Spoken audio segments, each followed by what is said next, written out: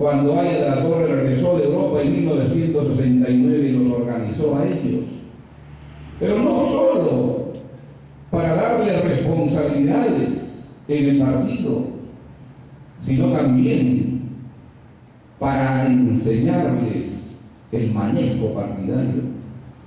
Y yo recuerdo mucho cómo estos compañeros y estas compañeras en las cuales estaba nuestra querida Ita Uriza eran integradas en las distintas secretarías que entonces los mayores manejaban, como Ramiro Prialé, Armando Villanueva, Andrés Tausen. Y cómo en ese tiempo Aya de la Torre lo fue incorporando paulatinamente a las responsabilidades partidarias. Y como Fernando Arias en algún momento aparecía como secretario nacional del Interior, o Roberto Venturo como secretario nacional de Propaganda, o César Vega como el director del semanario Correo Aprista, que después hablaremos un poquito de esa etapa. Pero fue este grupo de jóvenes los que estuvieron primero junto a Víctor Raúl, con Alan García a la cabeza, con Carlos Roca, que establecieron ese grupo inicial de trabajo, que fue quizá aquello que para nosotros constituyó el baluarte en la campaña y en el trabajo partidario.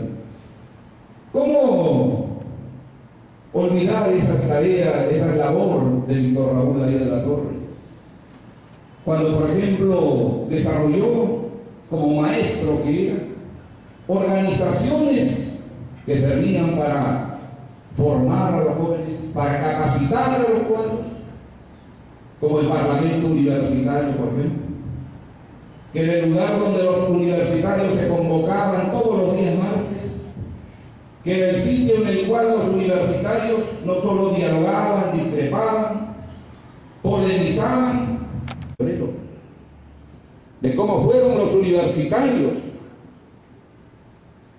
reunidos ahí, presididos en ese momento por Manuel García Torres, los que enarbolaron estas banderas, que fue quizá el prolegómeno de la caída de Velasco, que finalmente fue depuesto en agosto de ese año.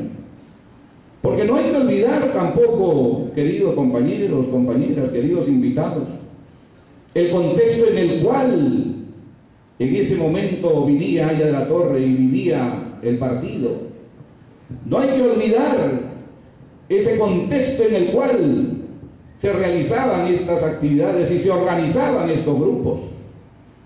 Existía una dictadura férrea, existía una dictadura que había resquebrajado la democracia en el país, y que el golpe del 3 de octubre de 1968 no fue contra Fernando Belaúnde Terry, sino fue contra Aya de la Torre, porque estaban seguros que él iba a ganar las elecciones, porque estaban convencidos que el futuro presidente era Aya de la Torre, y se adelantaron.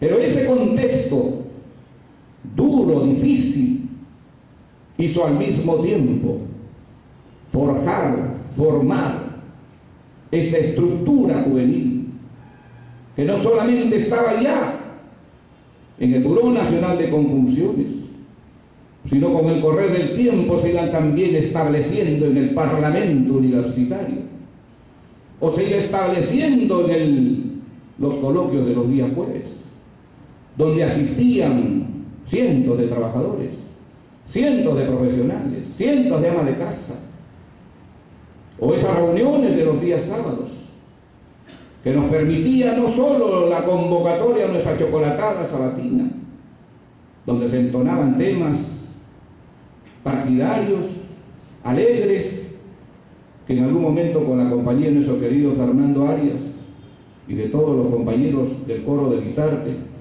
vamos a entonar al final de este acto, que era el lugar en el cual se iniciaba después de estas chocolatadas la escuela de dirigentes, que comenzaba a las 11 de la noche y concluía a las 3 de la mañana. Ese Aya de la Torre maestro, ese Aya de la Torre que no descansaba, ese Aya de la Torre que estaba pendiente de los temas, estudioso de la realidad, estudioso de lo que acontecía en el país y en el mundo.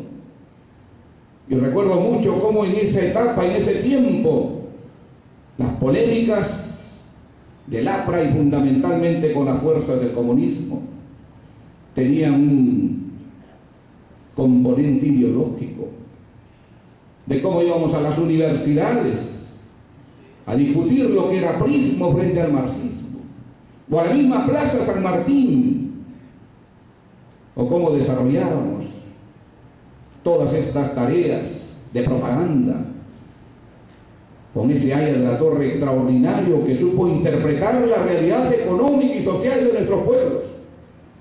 Y como muy bien lo ha dicho nuestro secretario general de la Comunidad Andina, no se equivocó.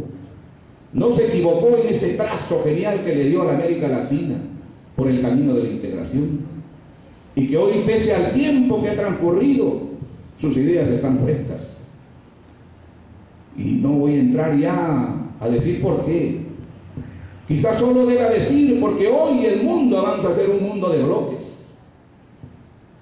Y ese mundo de bloques nos señala a la América Latina ese camino que tenemos que seguir, que es a la integración. Seguramente con problemas, seguramente con sinsabores como lo estamos viviendo hoy, seguramente con la falta de entendimiento que todavía tienen nuestras naciones. Pero ese será el objetivo final, ese es el camino final y ese es el trazo genial de Aya de la Torre. Yo no entiendo el APRA, queridos compañeros y compañeras, si no somos capaces de entender ese trazo genial que le dio Aya de la Torre al concepto de la integración. Podemos revisar seguramente las obras completas de Aya de la Torre y podemos revisar todo lo que se escribió sobre él y sobre su ideología, y siempre encontraremos esa constante que en él fue una línea de conducta, la integración. Nunca varió ese concepto, nunca varió ese camino, y eso lo ratificó siempre, no solamente en el Parlamento universitario, no solamente en los coloquios, no solamente en la escuela de dirigentes. Lo indicó siempre en sus mensajes, en sus discursos, en sus escritos. Y por eso creo que esa genialidad de Aya de la Torre, no solamente en el trazo ideológico que supo darle a América Latina, sino también en ese ser humano que era nuestro maestro.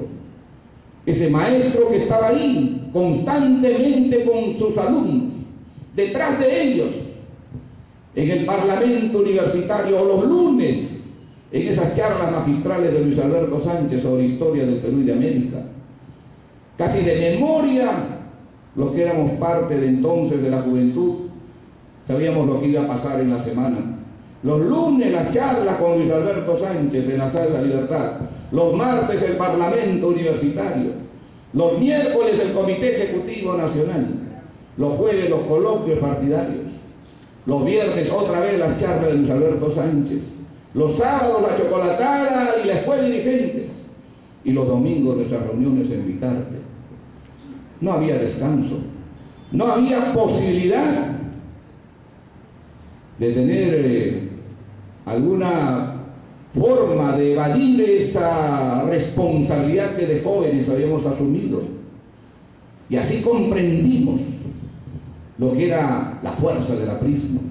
Y así entendimos que el APRA era no solamente un principio, no solo una ideología, era también una forma de vida. El APRA era valores, era principios.